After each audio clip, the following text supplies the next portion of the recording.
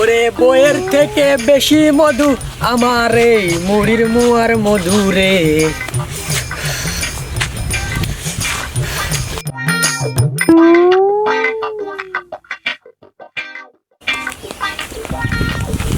আসসালামু আলাইকুম শ্বশুর আব্বা। বিয়া দেবেন নেবেন নাকি? বিড়ি খাইছিলাম। আপনার বিটি বিক্রি করে মো খাবেন নাকি? আপনার বিটি বিক্রি করে মো। চুপ পাগল চুপ, তুই করে থাপ্পানের মতো করিস না। কি কন শ্বশুর আব্বা? আমি যদি মরে যাই তাহলে তো আপনার বিটি বিধবা হয়ে যাবে নি। কর, তোর থেকে আমার বিড়ি না লিয়া বন্ধু, আমি শান্তি হচ্ছি না। তবা তবা শ্বশুর আব্বা, তাহলে আপনি কি চাচ্ছেন? আমার বুক লিজাবার চাচ্ছেন? লিজাই তার সাদাল্লাদ সব জীবিত করবার চাচ্ছেন?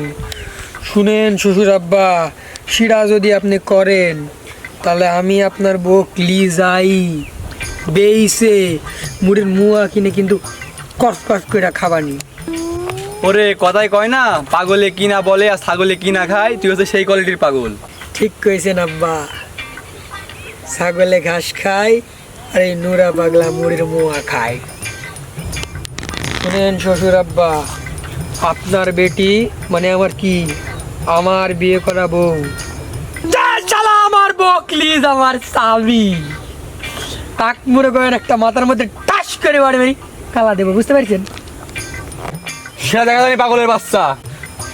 একটা কথা মনে রাখবেন, আমি পাগল হয়েছে তো কি হয়েছে, এই নুরা পাগলার বক যদি কেউ লিবে আমার চাই তাহলে পরে আমি তার বক চিন্তাই করে নিয়ে আসি মুড়ির মোয়া কিনে কিন্তু কস কস করে খাওয়ানি। যদি আপনি যদি নিয়ে যান তাহলে পরে আপনার বক নিয়ে আসি, আমি পেয়েছে মুড়ির মোয়া কিনে খাবো। যান শালা পাগলের বাচ্চা। খাবেন না তুই খা।